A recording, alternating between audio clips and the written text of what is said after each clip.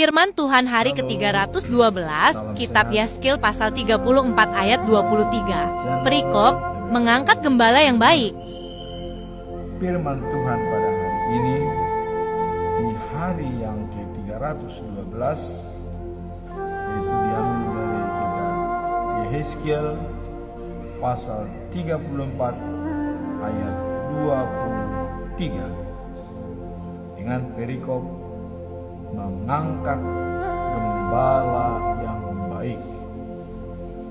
Sebagai nats atau ayat pada hari ini adalah sebagai berikut.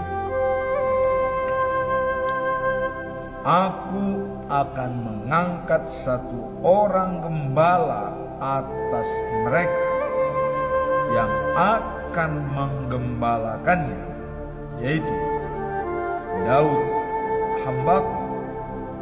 Dia akan menggembalakan mereka dan menjadi gembalanya. Firman Tuhan hari ini, dan sebagai bacaan pagi diambil dari kitab Ester pasal yang kedua ayat 5 sampai 11. Ester, wanita Yahudi, terpilih sebagai calon menjadi ratu di kerajaan Persia. Bacaan malam diambil dari Ratapan pasal 3 ayat 25 sampai dengan 27. Harapan bagi Israel. Nah, sebagaimana biasanya kita tetap membaca topik minggu ini yang diambil dari Yohanes pasal 13 ayat 35 dengan topik mengasihi dengan kasih Kristus, dan dijabarkan dalam pasal 13 ayat 35 adalah demikian. Dengan demikian semua orang akan tahu bahwa kamu adalah murid-muridku, yaitu jikalau kamu saling mengasihi. Inilah yang dikatakan oleh Yesus. Kamu adalah murid-muridku jika kamu saling mengasihi. Saling mengasihi tersebut tadi sudah kita lihat, topik kasih ya adalah sama dengan kasih Kristus. Mengasihi dengan kasih Kristus.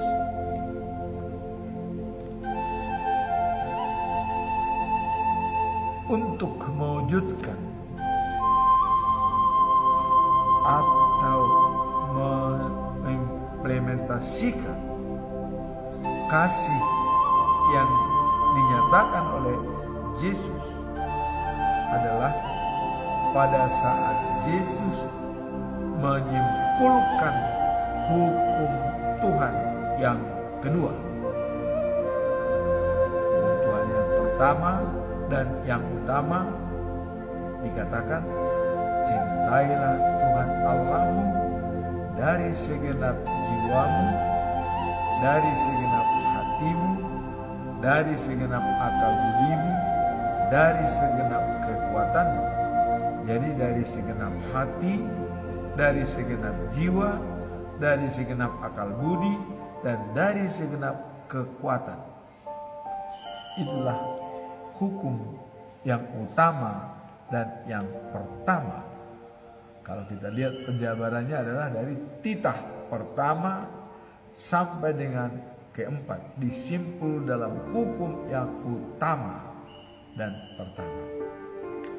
Nah, kemudian hukum yang kedua dan juga merupakan yang utama adalah cintailah sesamamu seperti engkau mencintai dirimu sendiri.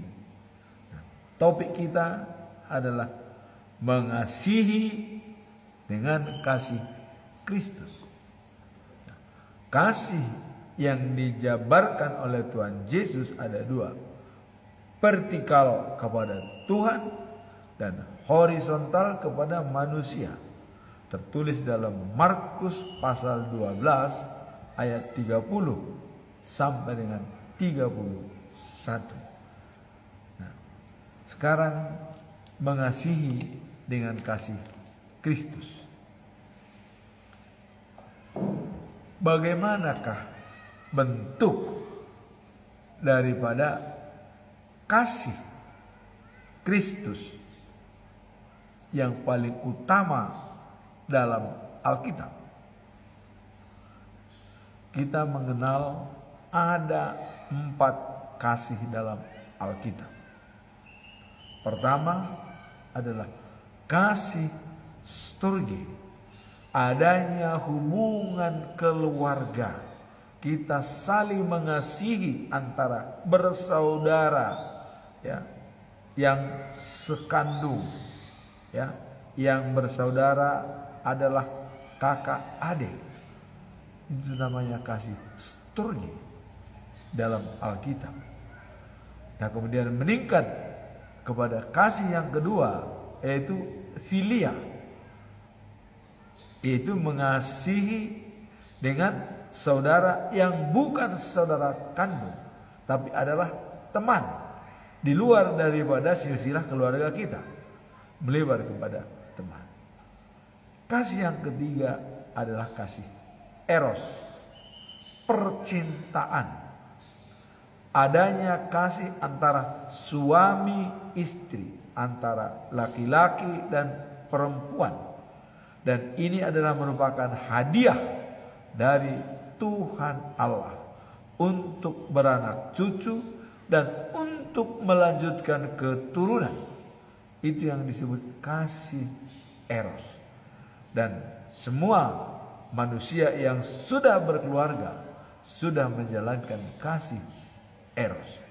Nah, kemudian kasih yang keempat yaitu agape. Ini adalah kasih yang benar-benar penuh pengorbanan tanpa melihat balas jasa, tulus dan sangat-sangat ingin berkorban demi cinta kasihnya. Membantu orang lain dengan hati yang tulus tanpa ada mengharapkan balasan dari orang yang dibantu. Itulah kasih agape, dan inilah kasih Kristus yang dikatakan tadi, mengasihi dengan kasih Kristus. Agape adalah merupakan hak mutlak dari Tuhan Yesus Kristus, mengasihi tanpa ada balas jasa. Contoh kita lihat pada waktu Yesus membasuh kaki daripada murid-muridnya. Ini adalah tulus untuk mengasihi. Kemudian dia berkorban di kayu salib untuk menebus dosa-dosa kita. Dan sebagai contoh supaya kita juga tidak lagi takut mati disalibkan. Karena sudah ada contoh Yesus Kristus disalibkan hanya 3 hari, 1 hari dan dikubur 3 hari. Disalibkan dan dikubur hanya 3 hari. Kemudian dia bangkit utuh, ya, dengan fisik yang sama seperti semula. Hanya bedanya dia tidak lagi berjalan seperti biasa, masuk rumah membuka pintu, tapi dia langsung bisa menembus benda yang menghalangi di depannya, sehingga tidak lagi pakai ketok pintu untuk masuk, langsung berada di tengah-tengah kita. Ini adalah merupakan contoh bagi kita kasih Yesus yang diberikan kepada manusia adalah sebagai contoh untuk kita teladani. Dan kasih agape ini adalah memang susah untuk dilakukan, tetapi itu harus kita jalankan. Nah, dengan adanya kasih seperti Yesus, ya. Nah, terus bagaimana kita supaya serupa dengan Yesus? Kita harus diangkat menjadi umat Allah. Bagaimana supaya kita menjadi umat Allah? Ini tertulis dalam 2 Korintus pasal yang kelima ayat 17. Dikatakan, siapa yang ada dalam Kristus, ia adalah ciptaan baru. Yang lama sudah berlalu, sesungguhnya yang baru sudah datang. Jadi ciptaan baru. Seperti Paulus, habis gelap terbitlah terang. Ini sangat-sangat jelas, ya. Nah, kemudian kasih bisa menutupi kesalahan atau dosa. Misalnya, ya, seorang yang kita kasihi, apabila dia membuat suatu tarikan dalam rekening bank emosi, perbuatan yang sedikit negatif, tidak setoran atau perbuatan yang positif, tapi ini tarikan. Mungkin dia berbuat kesalahan, tapi tidak fatal. Nah, kesalahan tersebut karena kita sudah cinta dengan dia selama ini, itu bisa kita lupakan.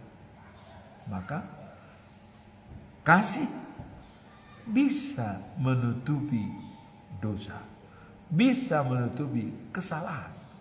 Itulah fungsinya kasih. Maka kasih itu dikatakan adalah panjang sabar, pemurah, lemah lembut, dan pemaaf. Orang yang memiliki kasih pasti adalah pemaaf, tidak pendendam, dan sabar, ya, dan juga mampu mengendalikan diri. Nah, jadi bagaimana hubungan kasih dengan pengharapan, dengan iman kepercayaan kita? Dalam 1 Korintus pasal 13 ayat 13 dikatakan, ya, demikianlah tinggal ketiga hal ini, yaitu iman, pengharapan, dan kasih. Tapi yang paling besar adalah kasih. Kenapa dikatakan paling besar adalah kasih? Karena kasih bisa menutupi dosa. Kemudian, ya, kasih di dunia sangat dibutuhkan. Dan bagaimana kalau sudah di Yerusalem? Kasih juga tetap diperlukan. Artinya di dunia pun kita bisa saling mengasihi, di sorga atau di News of Jerusalem pun kita bisa saling mengasihi, karena domba itu masih dominan dalam membimbing kita di Yerusalem yang baru. Kalau iman itu hanya di dunia, di sorga tidak ada lagi iman, pengharapan. Dan pengharapan ini ada di dunia. Kalau sudah di sorga, sudah terwujud harapan, sudah terwujud iman perbuatan kita. Tapi kasih masih tetap berada di surga. Itulah makanya dikatakan kasih lebih besar dari iman dan pengharapan. Sekarang kita masuk dalam perikop hari ini. Perikop hari ini yang disebutkan adalah mengangkat gembala yang baik, yang tertulis dalam kitab Yeskiel pasal 34 ayat 23. Nah, di sini dikatakan, aku akan mengangkat satu orang gembala atas mereka yang akan menggembalakannya, yaitu Daud hambaku. Dia akan menggembalakan mereka dan menjadi gembalanya. Di sini dicontohkan Daud, karena nanti pun gembala yang sesungguhnya itu adalah dari keturunan Daud. Kenapa Daud bisa menjadi gembala yang baik? Ya, kita melihat dia sangat memelihara orang-orang di bawah kekuasaannya. Bahkan musuh ya, atau lawannya yang hendak membunuh dia pun itu diselamatkan. Tidak dia papain, walaupun ada kesempatan bagi Daud untuk membunuh. Contoh, Raja Saul. Raja Saul sangat iri kepada Daud karena dialah ya, raja yang akan menduduki tahtanya Raja Saul. Dan karena kepopuleran Daud di dalam masyarakat Israel, ya, sampai ada kata-kata atau nyanyian daripada masyarakat Israel, perempuan dan laki-laki mengatakan, Saul hanya membunuh beribu-ribu musuh, tetapi Daud membunuh berlaksa-laksa musuh. Artinya puluh ribu, bukan ribu-ribu. Inilah membuat kemarahan dan murkanya Saul kepada Daud. Padahal Daud tidak memprovokasi supaya rakyatnya mengatakan seperti itu. Tapi itu adalah apa yang dilihat oleh rakyat. Mereka mengidolakan Daud karena kepiawaiannya dalam perang. Dan juga dia bisa mengalahkan Goliat. Artinya Tuhan berpihak kepada Daud. Maka di sini dikatakan gembala yang baik akan diturunkan seperti Daud.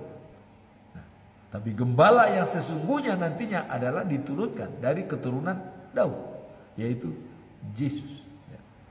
Nah, dalam persoalannya dengan Saul, ada kesempatan bagi dia untuk membalas dendam karena dia sudah mau dibunuh oleh Raja Saul. Tetapi pada suatu saat dia berada dalam gua, waktu Saul hendak membuang hajat air besar di gua tersebut, Daud sudah berhadapan langsung dengan Saul dan dia sudah pegang senjata dan siap untuk membunuh Saul. Tetapi dia tidak lakukan. Dia mengambil, menyobek kain daripada Raja Saul dan dibawa. Ditunjukkan kepada Saul, kalau saya mau membunuh Anda, Anda sudah berada di tangan saya. Ini buktinya. Kain Anda yang saya sobek. Berarti sudah bisa apapun yang dilakukan oleh Daud. Tapi tidak dilakukan. Nah, ini adalah sosok gembala yang baik. Ya. Tahu gembala yang digembalakan dan memelihara yang digembalakan. Termasuk di sini terhadap raja, ya. Daud adalah sebagai sosok gembala yang baik. Nah, kemudian kalau kita lihat dalam Wahyu 7 pasal 7 ayat 17 ya, bahwa gembala yang baik itu sosoknya bagaimana? Nah, dikatakan bahwa sebab anak domba yang duduk di tengah-tengah tahta itu akan menjadi gembala mereka. Ia menuntun mereka ke sumber air yang memberi kehidupan, dan Allah akan menyeka segala air mata dari mata mereka. Jadi dia gembala yang baik itu adalah Yesus, gembala yang baik. Nah, sosok yang menunjukkan kasih, perhatian, dan rasa tanggung jawab terhadap dombanya, itulah gembala yang baik. Dalam konteks iman Kristen, Yesus Kristus digambarkan sebagai gembala yang baik, yang rela memberikan hidupnya untuk domba-dombanya. Dalam Yohanes 10 ayat 11 dikatakan, "Akulah gembala yang baik. Gembala yang baik memberikan nyawanya untuk domba-dombanya." Hal ini telah dibuktikan dengan kedatangan Yesus Kristus ke dunia, karena kasih karunia dari Tuhan Allah yang selalu melindungi kita. Dia datang ke dunia untuk membuat perdamaian antara manusia dengan Allah. Allah itu siapa? Dia. Ya. Untuk memperdamaikan manusia dengan Dia atau dengan Allah. Karena Dia adalah utusan Allah, tentu Dia sama dengan Allah walaupun utusan, tapi dikatakan bahwa Dia mewakili Allah. Artinya Yesus mengatakan, yang melihat aku sama dengan melihat Allah. Jadi kita jangan lagi mencari Allah lain di luar daripada Yesus. Kalau udah Yesus itu Allah kita udah. Dan Allah itu memang satu. Yesus Allah sama dengan Allah, sama dengan Debata, sama dengan Jehovah, sama dengan Jakub, sama dengan Roh Allah, Roh Kudus. Itulah yang merupakan kesatuan daripada Trinitatis, tiga tapi satu. Nah, kemudian di sini gembala yang baik itu mau berkorban dan demi domba-dombanya. Itulah sosok Yesus Kristus, gembala yang baik. Pertanyaan bagi kita, apakah kita gembala yang baik? Sebagai seorang pendeta misalnya di dalam jemaat, apakah tahu keadaan gembalanya? Dan sebaliknya, apakah gembalanya juga tahu keadaan daripada dombanya, tahu keadaan gembalanya? Mari kita merenung. Semoga hubungan antara domba dan gembala itu menjadi intim dan harmonis. Tapi kalau sudah hubungan gembala dan domba menjadi retak, apa yang terjadi? Mungkin kehancuran. Sama dengan dalam keluarga. Dalam keluarga, bapak, ibu adalah merupakan suatu gembala yang baik terhadap anak-anaknya. Apakah anak-anak tahu tentang misi-misi daripada bapak? Dan apakah bapak juga tahu tentang misi-misi daripada anak? Ini dibuktikan dalam teori arah panah. Arah panah apakah searah bapak, ibu, dan anak? Atau apakah bapak arah ke selatan, ibu ke utara, anak ke timur dan barat? sehingga semua tidak ada searah, tapi saling bertolak belakang. Ini yang perlu mungkin disinergikan. Jadilah gembala yang baik seperti Yesus Kristus. Itulah dalam pilihan Tuhan untuk memilih gembala yang baik, yaitu Daud dipilih sebagai gembala yang baik, dan itu dijabarkan gembala yang sesungguhnya kepada Yesus Kristus. Kemudian kita masuk dalam bacaan pagi, ya, diambil dari kitab Ester pasal yang kedua ayat 5 sampai 11.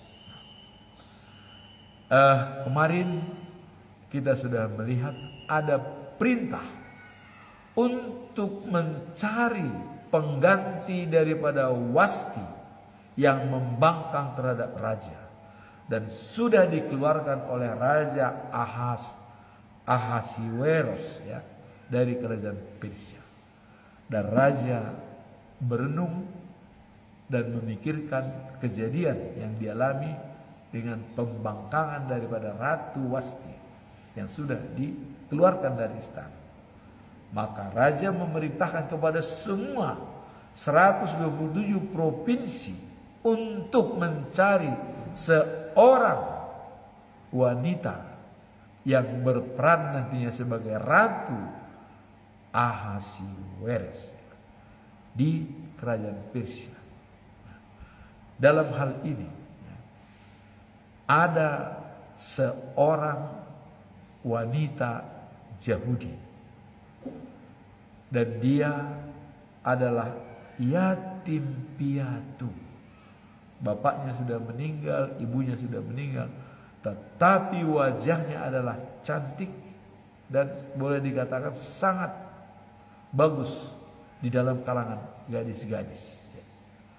Dan dia diangkat oleh Mordekai sebagai saudara ayahnya, dan dia diangkat menjadi anak angkat dan dianggap sebagai anak kandung sendiri oleh Mordekai, sehingga sangat disayang. Nah, sehingga dengan adanya seleksi daripada wanita-wanita cantik dari seluruh negeri, maka Ester termasuk salah seorang calon menjadi Ratu Ahasiweros dalam kerajaan Persia. Nah, setelah dia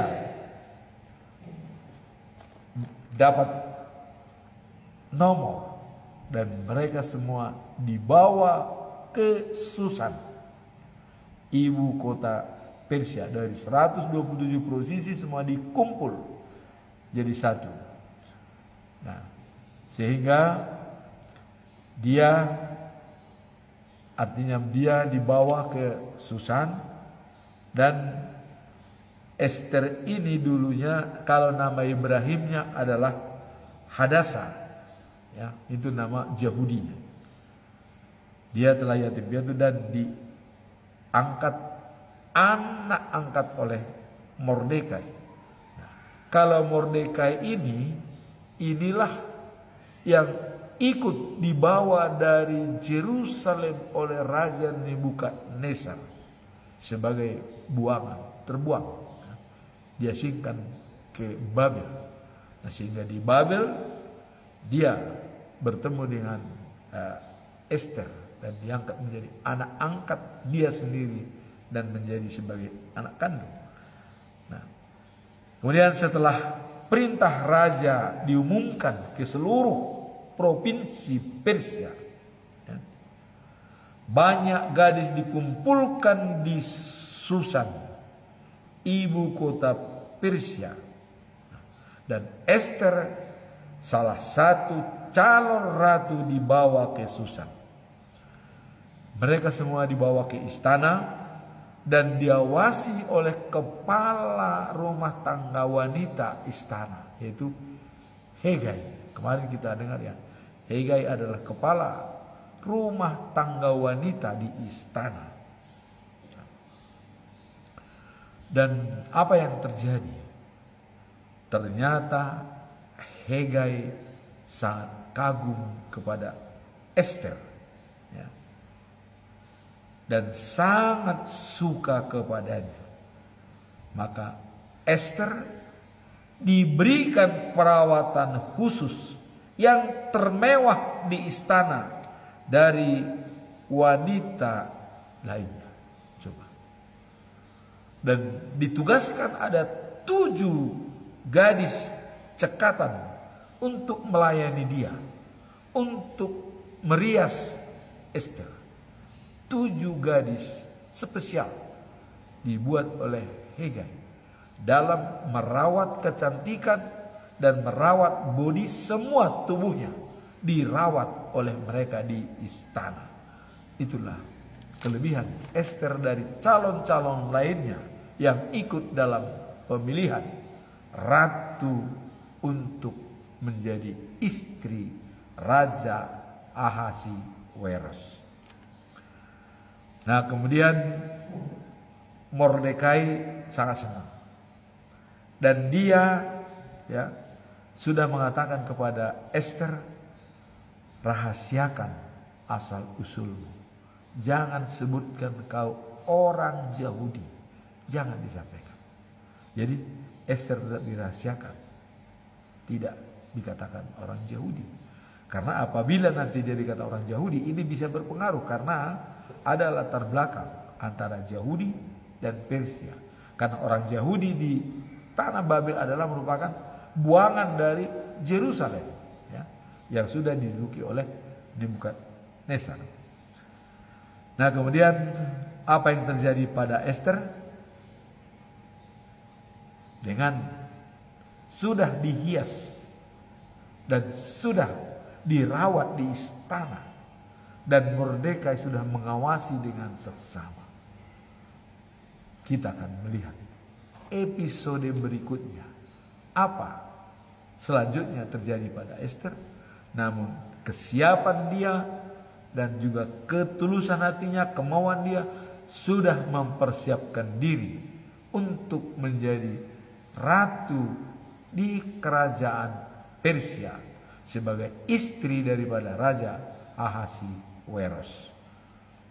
Itulah dalam perikop ini, dalam ayat 5 sampai dengan 11. Dan apa kelanjutan daripada pemilihan tersebut?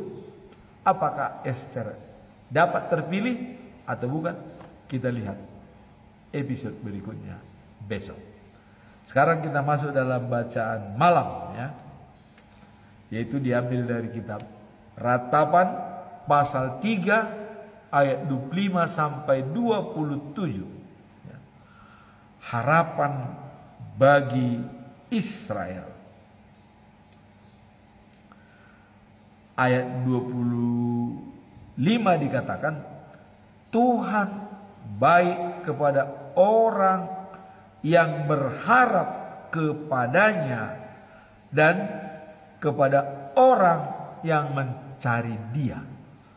Jadi orang yang berharap belas kasihan Tuhan dan mencari Tuhan, maka Tuhan sangat baik, sangat memperhitungkan usaha daripada setiap orang yang mencari Dia dan berusaha untuk mendapatkan harapan dari Tuhan. Nah, kemudian jadi baiklah kita menunggu dengan tenang sampai Tuhan datang memberi pertolongan.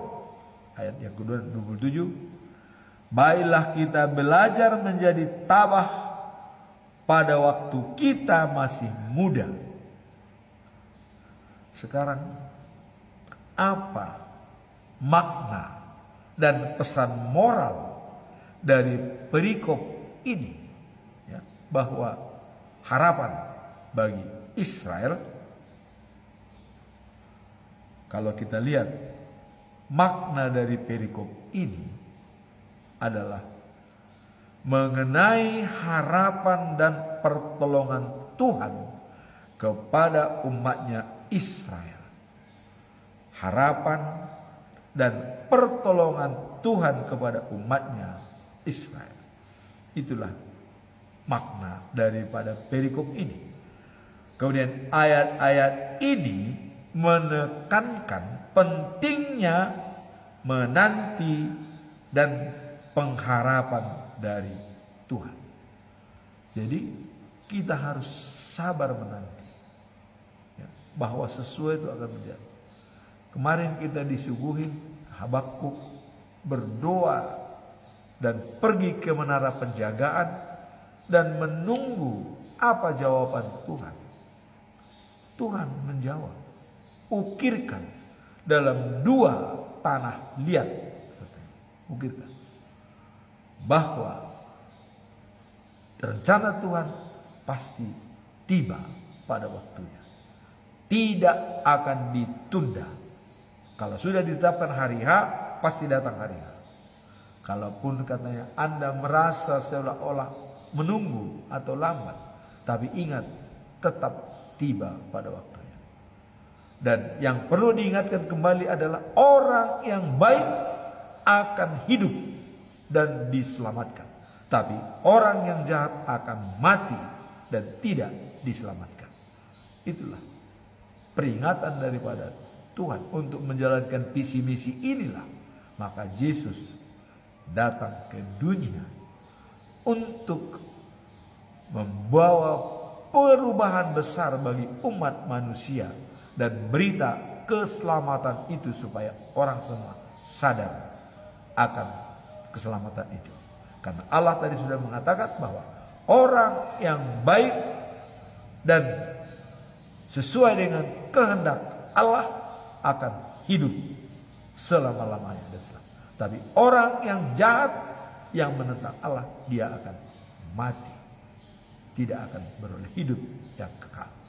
Itulah visi yang disampaikan kepada Habakuk pada saat dia menara penjagaan itu.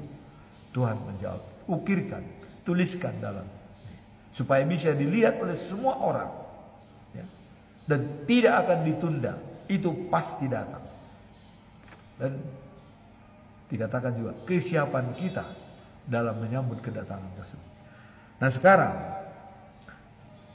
tadi dikatakan apa makna? Maknanya harapan dalam kedatangan Tuhan itu adalah, makna dari perikop ini adalah mengenai harapan dan pertolongan Tuhan kepada umatnya Israel. Nah, sehingga dalam menanti dan pengharapan supaya tetap siap setiap saat. Tuhan baik bagi orang yang berharap kepadanya, bagi jiwa yang mencarinya. Jadi yang berharap dan mencarinya baik.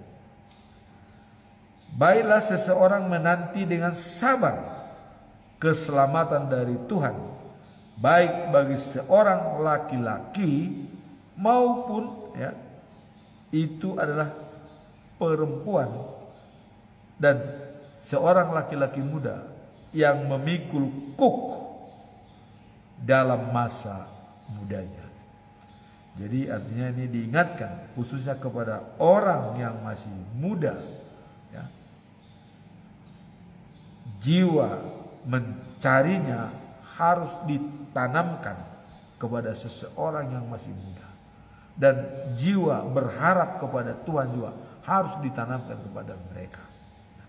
Jadi pesan moral dari perikop ini menjalin hubungan yang intim dan mempunyai karakter Tuhan dan punya integritas yang tinggi untuk selalu bersandar kepada Tuhan dan berusaha mencarinya dan berharap kepada Tuhan. Tuhan akan menjawab segala persoalan yang kita hadapi dan memberikan jawaban yang tepat pada waktu yang Tuhan tentukan. Semoga firman Tuhan pada pagi hari ini bisa menjadi bekal bagi kita dalam melihat kebenaran firman Tuhan selanjutnya. Amin. Tuhan memberkati kita semua.